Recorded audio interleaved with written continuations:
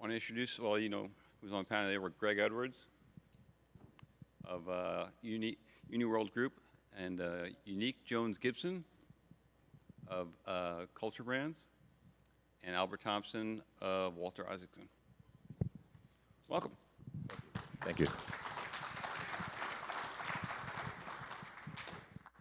want to ask you the current state of the automotive market and how much is the chip shortage going to bite into sales this year? So you're going to start with the hard stuff. You know, currently I think what we're facing is this incredible once-in-a-lifetime phenomenon where we have not enough vehicles, not enough infrastructure to produce the vehicles that are needed, and incredible consumer demand. So while sales may be declining, the reality is that this is one of the best times to be a dealer ever, because the reality is you're able to get the full price for every vehicle at incredible markup. So the current chip situation will probably be with us for an extended amount of time as companies come back on board, and the challenge will be how do you make the decision on what coming back on board means, from my perspective. Any thoughts then? Yeah, I think when I look about the chip situation from a consumer standpoint, it's very much a new normal because it's an arms race for chips beyond automotive. All electronics needs chips. You know, every home's becoming a smart home. So this is a perfect storm in which multiple industries need the technology to power it because everything is now identified as smart. I think from a consumer standpoint, it becomes down to pre-planning of purchase for product that now takes longer to procure to be made on demand, almost like just-in-time inventory, versus it's just sitting on a lot and there's an ocean of it, and you could just take your pick whenever you feel. So I think the consumer response is the same way you need to think about buying a home, and you can't just show up and get it. Mm-hmm. You have to start looking at the automotive purchase along the same lines.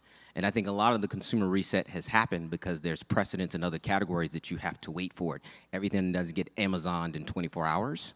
I think the impetus is on OEMs to manage that particular dynamic. Look, it's different for every manufacturer, but I think that's where you have to start to think about, well, what does this mean for me to get my product of choice and to plan around that? And I think as more brands has started to speak more towards multicultural audiences, they have to really get into what the narrative means for each segment they're speaking to, because the translation may be very different based upon level of fluency, access, DMA, regionality, where you live, to be able to source what it is you're looking for.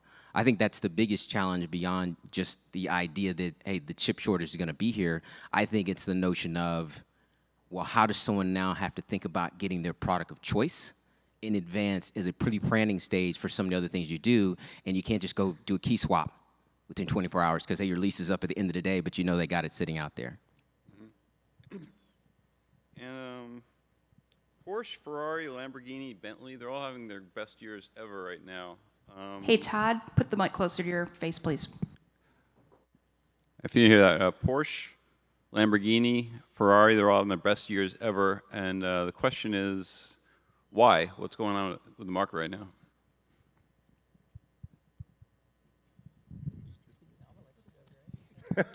So, you know, at the same time that's happening, also, luxury home sales are up also. So, you know, we're facing an interesting time in this country and also abroad. The reality is the affluent are more affluent than ever, and that gap is now wider than it ever was before. And the vehicles that you just mentioned are all designed, you know, immensely better. Mm-hmm. They are luxurious investments. They actually have very low market value decline, and people want luxurious things who can afford luxurious things. I don't think that's reflective of the rest of the situation, but it is the fact that these are beautifully mastered machines that a certain group of people desire, and they can afford it, and they're going to buy those machines. Mm-hmm. Incidentally, I think on the U.S. domestic side and also, you know, the U.S. car sales side, we are seeing more affluent vehicles be sold more than ever before also. So I think it's just, you know, as Albert said earlier, it comes down to what's the new and how do we adapt to it? Mm-hmm. I also think it's availability, styling. When you talk about Porsche and the other brands, also think about Hyundai having record-breaking years in sales and months, which also is accredited to the availability, the styling, some of which you spoke to as well, in addition to, you know, pricing. Yeah, I think a couple years ago, the prestige brands made a pivot and made prestige accessible. So you would see $699 lease agreements on Maserati. So they came downstream to pull people up. So a lot of the near luxury class of buyers said, oh, so you're only telling me it's $150 more now to get into prestige. So they started poaching, so people who had the level of affluency started to go up, because at that point, who doesn't want something Italian for what was the price of something, let's say, Japanese or German? So that started to pull people out of the luxury class into the prestige class within, and at that point, financially speaking, started to see a lot of profit. When they talk about the erosion of the middle class, they're talking about the erosion of the middle class buyer and buyer behaviors. A lot of near luxury sits in the middle class. So as there are more haves and more have-nots, the middleware is what's disappearing. So there are more people going into apartments and more people going into mansions and maybe less single-family homes. So the buyers that bought the cars that were parked outside of single-family homes have moved up, got nicer cars, nicer homes, and then people are going, and it's a race to the bottom with a lot of the entry-level, more or less, product. So that's part of the microcosm that's happened when you start to look at why prestige is doing so well. It's because the middle-class behaviors as a consumer are starting to go up or down, and there isn't much sustainment in the middle. So I think that's some of the research that we saw very early on in terms of what the impact is going to be, which is why you saw a lot of manufacturers create a lot of entry-level product.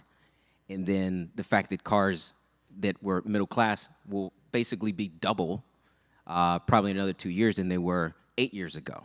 So all this is sort of on trend to what we've been seeing, but this is also reflected in other categories. Why Louis Vuitton is doing so well. And if you're sitting in the middle of the handbag category, you're not doing as well. And how can those brands and other automotive brands draw more African American and Hispanic consumers? Are they doing a good job right now, or is there room for improvement? Well, you know, we've been doing this for 38 years, so there's always room for improvement. Our agency's been in place for 50+ years. I don't think there's never a situation that things can't improve. I tell you what we are excited about is the level of competition, which creates greater awareness. But the reality is, if you're not, you know, Mark Pritchard says it best, if you're not focusing on growth audiences, you're not focusing on growth. That's the reality. These audiences now make the difference. They're not just casually an add-on. They are actually the difference maker. In some situations, they're 7 to 10% growth for you if you could just figure out what the right configuration is in terms of product experience and also how to reach them. So this isn't just something you do because it's a nice to have or nice to do. It's now a necessity for success. And what are the problems with electrification regarding this population, and how could the car makers do a better job?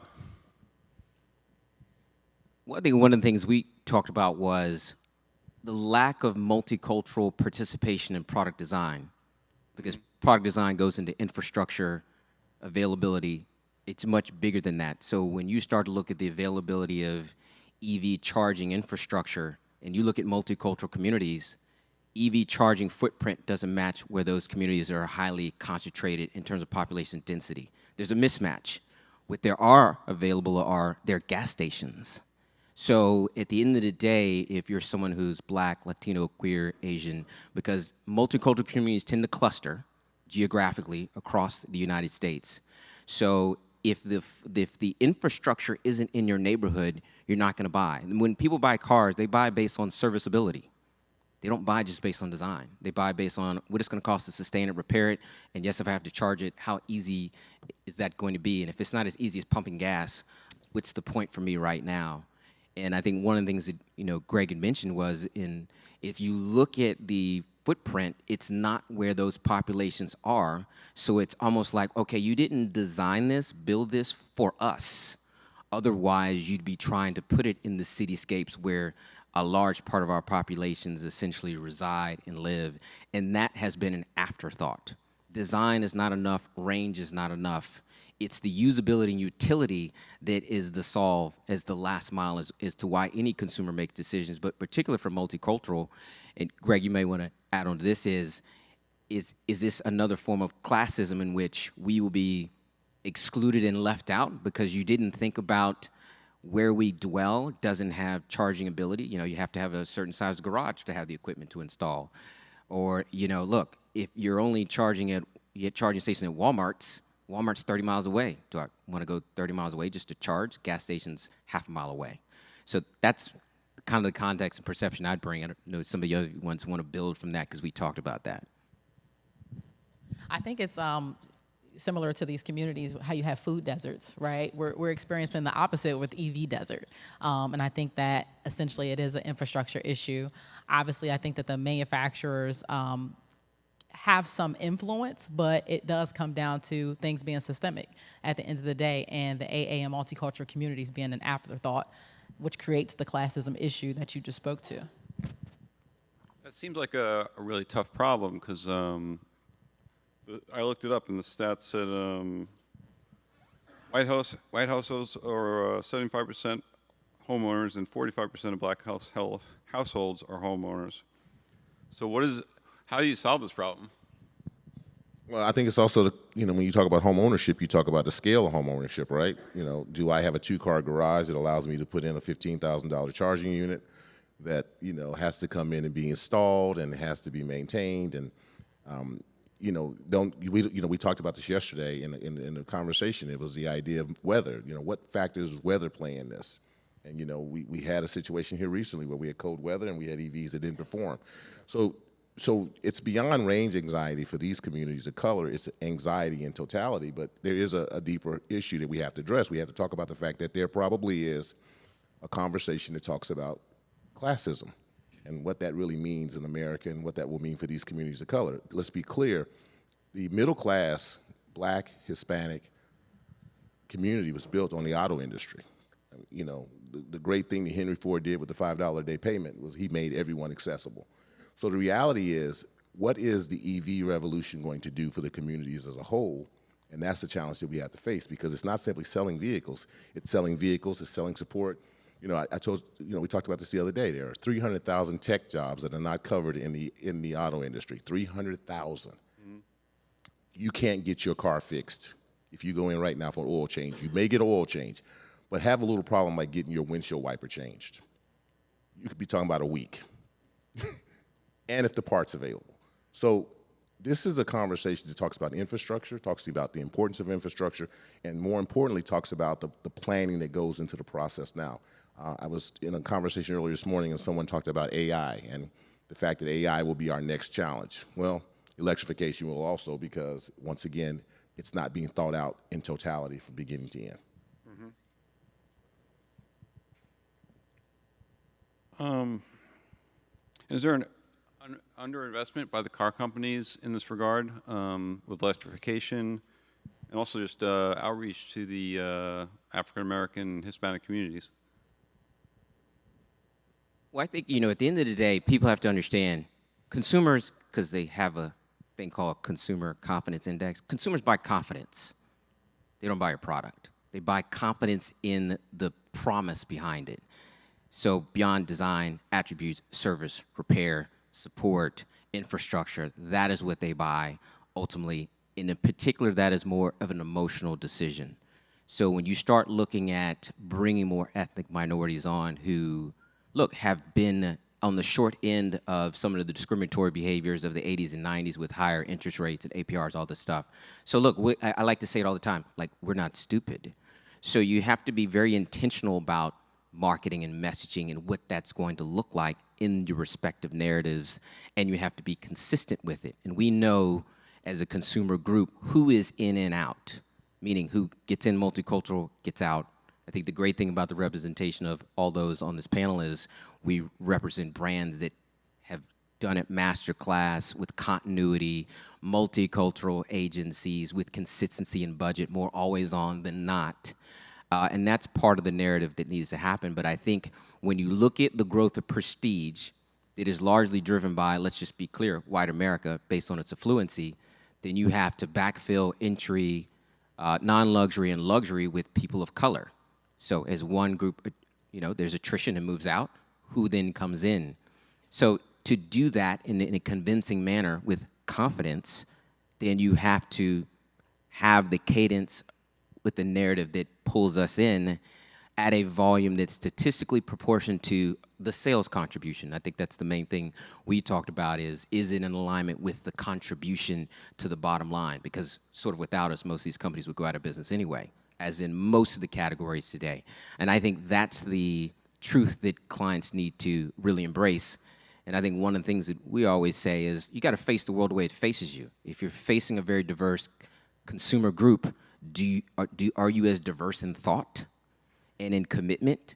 And I think that is a sliding scale depending on the OEM. I've had the fortunate benefit of working for ones that did it well. So before working on Toyota and Lexus, I did work with Ford, so I know their rich history in the black community. But that's what it looks like. But there's a reason that there's volume share and benefit there because of the practices they have done very early on and through their agency partners. And do you think the EV issue could be solved by prices just coming down? I talked about this and you said no. Why not? You can have credits, you can have prices that come down, but at the end of the day, it's an infrastructure issue. So a discount isn't going to correct what's going on in the neighborhoods. That's going to require a holistic approach with multiple parties involved in fixing it, and that won't be solved with pricing. So I think certain brands have to understand you can't have a transactional mentality with multicultural. That's not going to work. And if you're struggling realizing that, look at the struggle with banks dealing with the unbanked amount of multicultural consumers. They'd rather use an app because they didn't forge relationships in the early 2000s. But then you can look at a company like P&G who's created entire product lines for each of the ethnic segments because some of the product is very attributable to literally who is applying it. So there are, you can look at pharmaceutical who doesn't have clinical trials on multicultural audiences, so it's hard to push a $10 pill if you don't have any results related to what the effects of taking this particular drug is. This stuff is very real. So there are categories who have missed the mark and will struggle financially, and there are ones that have done it exceedingly well who continue to flourish. I mean, there's plenty of business cases of what it's going to look like, but price is not the answer. You have to have a relationship value with multicultural consumers. Price is a mere formality. We've proven that we will go buy luxury even if we don't have the same household income because it's what we want, what we desire. So clearly that's not the sticking point as it pertains to EVs. So if EV is trying to solve multicultural with pricing and range, you're almost dead in the water. That's not going to be the value proposition that's going to hook us. And it is a community investment. I'll tell a personal story. My father worked at the Ford plant in Chicago on the Torrance plant and retired from there. And, now, if you talk about the American dream, I now make their commercials. That's true. But the reality is, that plant on Torrance Avenue was invested in that community. And so the reality is, as we look for electrification, we need to be sure that step is inclusive of those communities because that's what our segments are looking for now. Mm-hmm. And I was reading that Buick has grown from 72% in the African American community since 2009. Do you know why certain brands are growing at that rate? Is there any brand that's kind of a model to others in that regard, aside from your own? Three of us. I think the Buick story, Ford as well. Obviously Toyota has been doing it almost as long as they've been stateside. Is they've been there from the beginning. They understand what the commitment looks like. It's multi-dimensional. Obviously Buick. You have a huge amount of African Americans that worked at the plants and built the cars. So when you start talking about that history and heritage, like all of that matters.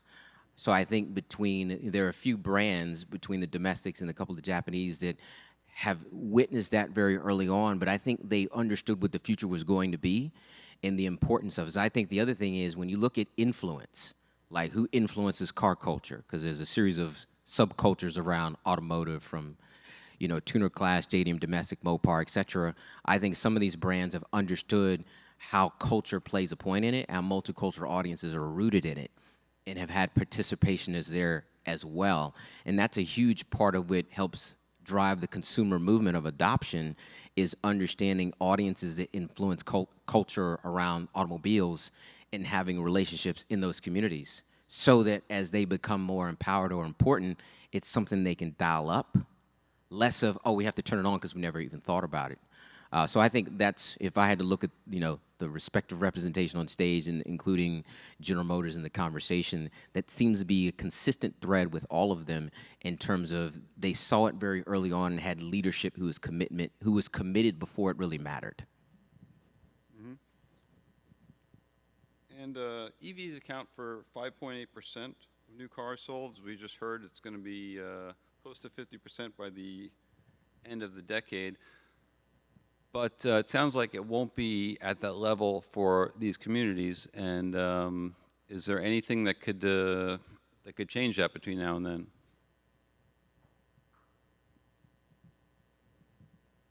That's a hard question, because the reality is the growth is inevitable. We talked about this recently. We can all reasonably debate that automation is not what we think it's going to be, right? We're not going to be driving down the road and your car's going to turn a corner and park itself and you can get out and conveniently run into the QSR. It's not going to work like that for automation. But electrification is a reality that we're dealing with. I would have to argue that the concern becomes those very impressive numbers that you spoke about are probably exclusionary of these segments, because the momentum is there. It's the conversation on affluency and wealth and all that infrastructure conversation that has not been thought through. We won't understand the true impact until we're up and running and we start to understand how marginalized these communities are and the impact to the rest of the infrastructure. So, we're excited about that growth. We're just not really clear about what that growth consists of, from my perspective. I initially thought that when EVs came out, when the prices came down, then everything would be solved. But it sounds like that's not the case because of the infrastructure problems you mentioned, right? I think there's people on this panel right now who have EVs that can't charge them. So, the reality is I did my first test over the holiday, and I did the whole thing where I rented an EV, and, it had to have something close to the hotel, and I found myself in a parking lot at a gas station late night, like I was a part of a whole underground EV movement I didn't know I was a part of. And, ironically, I found that there's an EV culture. And I didn't know that existed. I learned this all in Florida this last Christmas. And apparently you go to this convenient location and you watch Netflix while you are waiting on your car to charge. I'm not making this up. I went through it, and it was a community. I got to know people. Some of the people I'll probably know the rest of my life. And it was a thing that happened simply because I needed to electrify my car.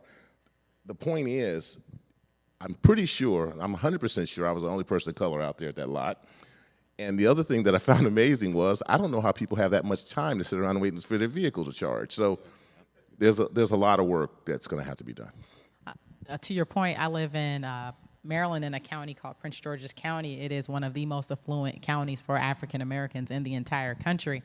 And even I can't tell you where the EV stations are in the county. And these are individuals who, if we're talking about class, who can afford to purchase them, own them, put them in their garages, but still have to drive 25 minutes out to reach a station. And so it is infrastructure, and it's all strategic, right? And so I don't think that the discounts will fix it. A lot of times, people in our community, we like to spend the money, right? We're not necessarily looking for a discount, but we want to be included in the conversation, and we want to make sure that we're considered.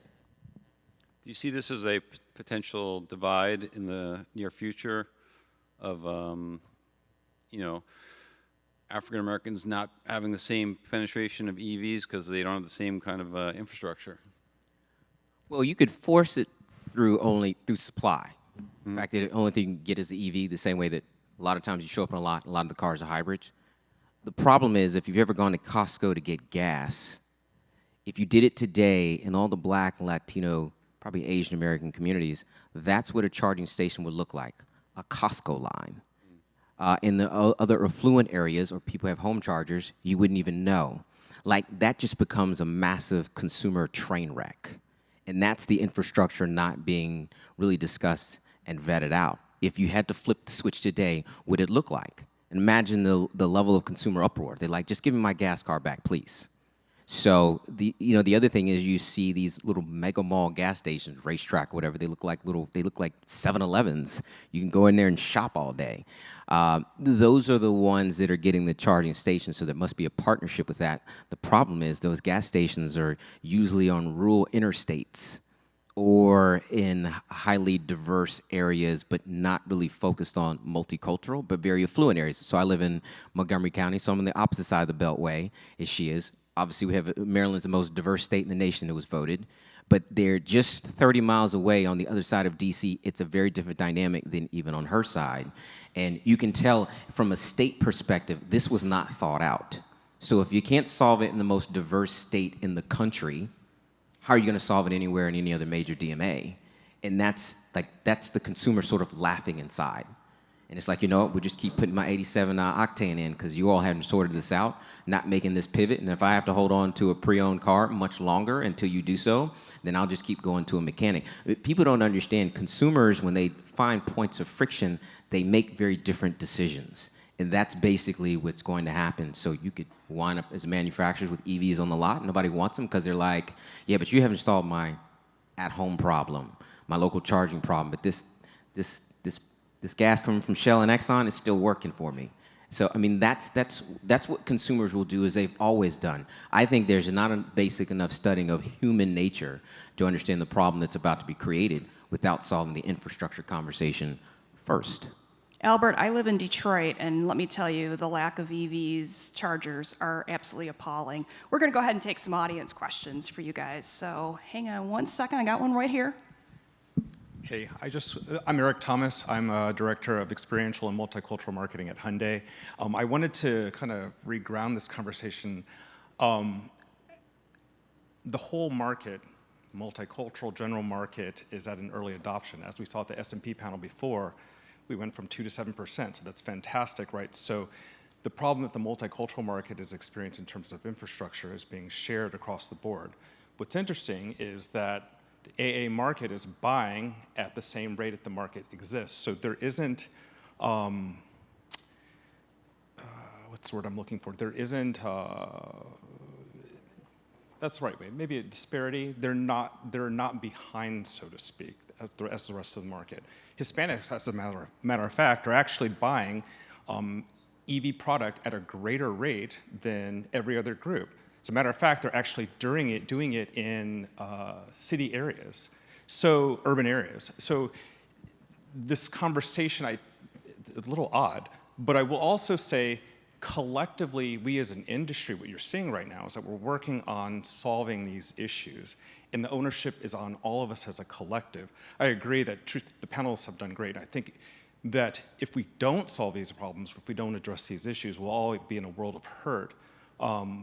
But all of us are benefiting from this halo that's happening right now as we merchandise this electrified product. Consumers are wanting to early adopt, and they're learning about it at rapid speed. And you saw in a year's time, we jumped from what, 2 to 7% of total sales volume.